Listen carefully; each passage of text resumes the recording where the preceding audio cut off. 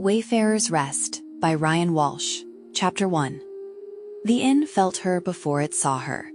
A thin rope of gentle magic came first, running ahead of her along the old King's Road, frayed, tired, absolutely refusing to break.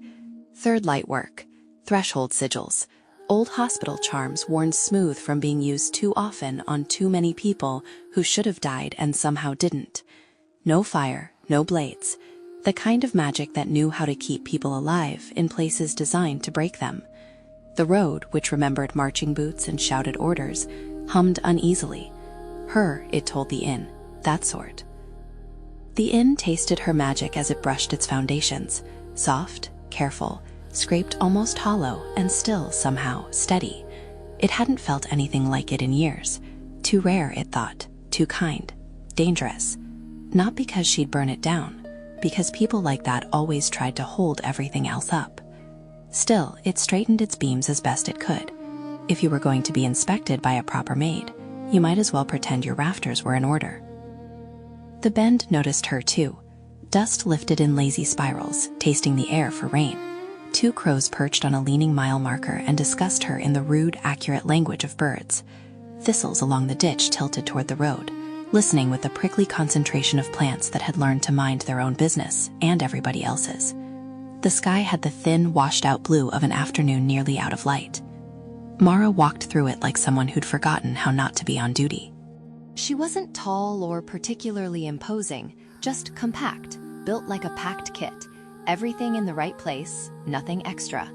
Her skin was long, sunned brown, freckled lightly across the bridge of her nose.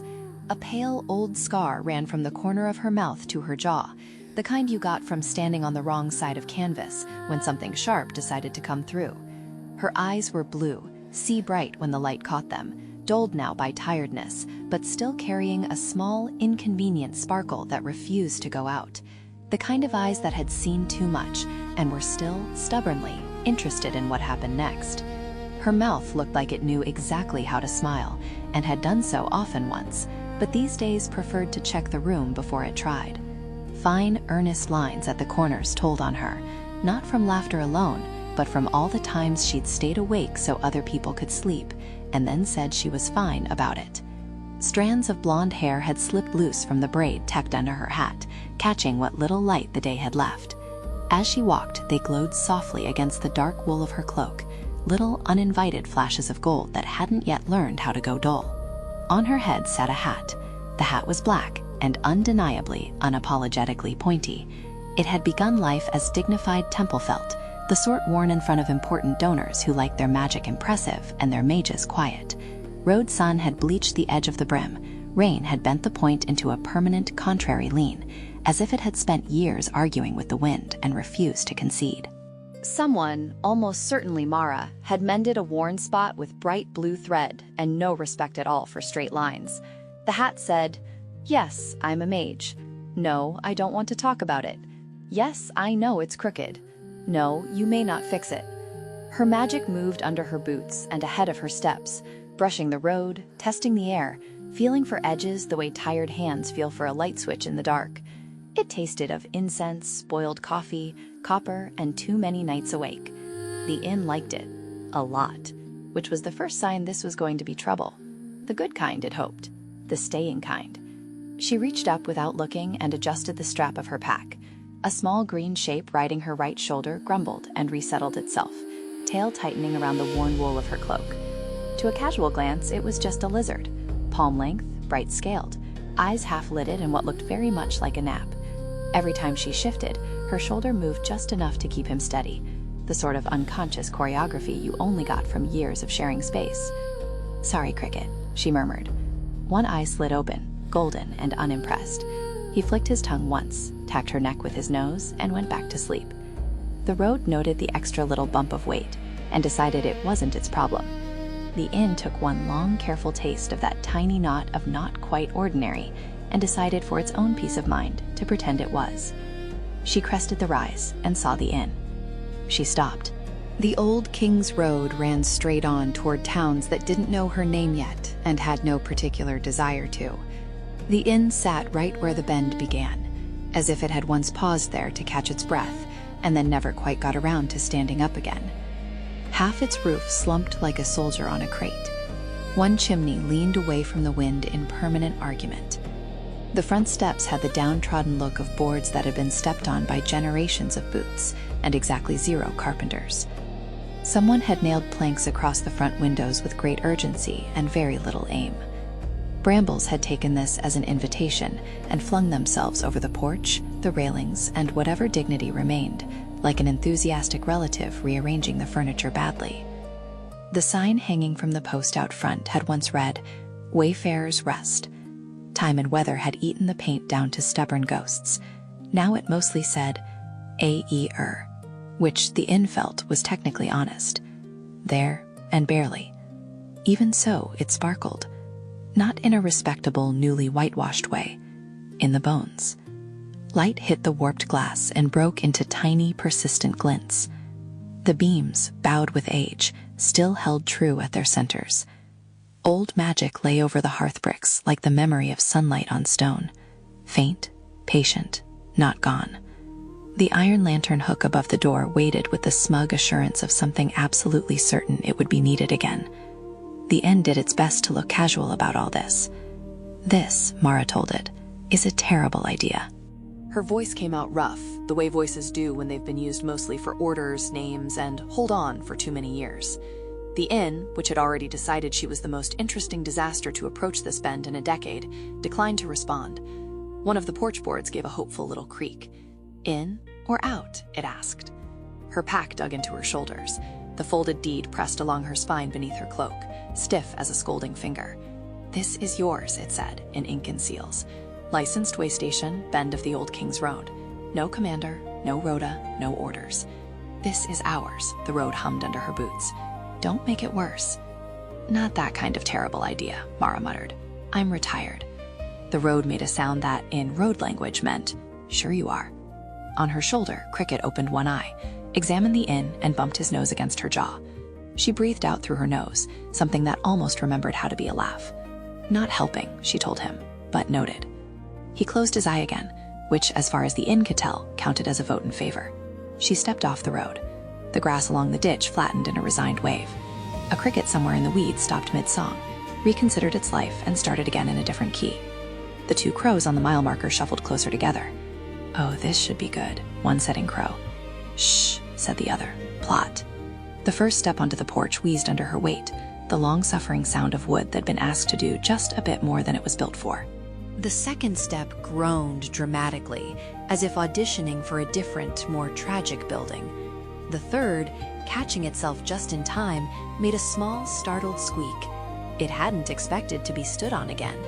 Now, suddenly, the outcome mattered. "Don't worry," Mara told it. "I make worse noises getting out of bed."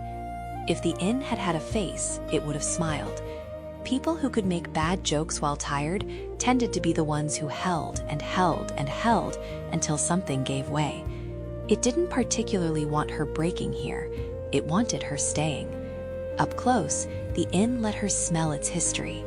Old smoke, shut rooms, wet dust, and beneath that, faint but real, the ghost of crushed lavender and drying herbs, scents that clung to timbers long after hands had stopped hanging bundles from the rafters.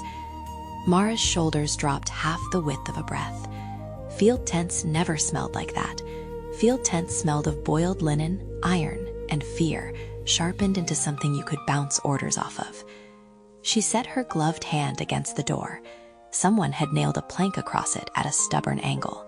People did that when they were trying very hard to keep something out, or when they were afraid that if they didn't nail the door shut, they'd walk back in. Mara rested her forehead lightly against the wood. "I'm not," she told the inn, "here to turn you into a barracks, or a hospice, or anything with shifts." The grain under her palm shivered, faint as a held breath. The inn was listening. "Moment of honesty," she added. I am catastrophically tired. You are not at your best. If this works, it'll be a miracle. If it doesn't, I will absolutely blame the building. That seems fair." The hopeful porch board creaked in scandalized agreement. Cricket's tail tightened once around her collar, then relaxed, his version of a shrug. The inn considered all three of them, tired mage, dubious lizard, hopeful step, and decided it had delayed this long enough. It gathered what was left of its dignity, braced its hinges, and met her halfway as she shoved. The plank held for one stubborn heartbeat. Then, like every exhausted thing finally asked to do one task too many, it gave up all at once. The plank splintered. The nails squealed their objections, and then, like everyone else eventually did, let go. The door lurched inward with a long, theatrical groan that suggested it had been practicing that moment for years. Cool, stale air spilled out over her face. Inside, the light shifted from sky pale to house dim. Dust lay in soft drifts along the floorboards, thickest in the corners where feet hadn't reached in a long time. Spider silk stitched the rafters together in fine gray veils. A long common room table slouched under the front windows, scarred with knife marks and dark rings where once, a very long time ago, mugs had sweated themselves into the grain. The hearth yawned black and cold, a dark square in the far wall. Ash lay in its belly like a memory that hadn't quite decided whether to be comfort or grief. Even wrecked, the room had a shape to it. The inn watched her from every board and beam. It watched the way her shoulders drew in as her eyes adjusted. It watched her take in the table, the hearth, the empty pegs by the door where cloaks had hung at the ends of long days. It watched her throat move once, a small, almost swallow that tasted a lot like want. Oh, it thought, there it is. Her boots creaked as she stepped over the threshold. The floor answered with its own chorus, complaint, surprise, one sharp little pop of joy near the center of the room where feet had landed most often. She turned slowly, blue eyes tracing the space. Her magic, gentle, tired, practical, followed close behind, feeling the walls, the beams, the old scars of the place the way a healer's hands find old fractures by habit. She saw the sagging ceiling, she saw the dust, she saw the work, and under all of that, she saw what the inn had been, once, a place where people had come in heavy and gone out a little lighter. The wanting behind her ribs sharpened. This is how it happens, she told the empty room. You walk into a ruin and your brain starts making lists. Cricket poked his head out from under the brim of her hat, looked around, and ducked back in again with a tiny, judgmental huff. Don't start, she muttered. You're the one who refused to let me walk past. The inn, which had absolutely not refused anything, pretended not to be flattered. She unclipped the brass lantern from her belt. It was a plain thing, scuffed and dented, the glass gone slightly wavy from heat and age. It looked like it belonged to someone who'd carried it through a lot of nights and never quite trusted mornings to turn up on their own. Business first, she said, before I start naming chairs.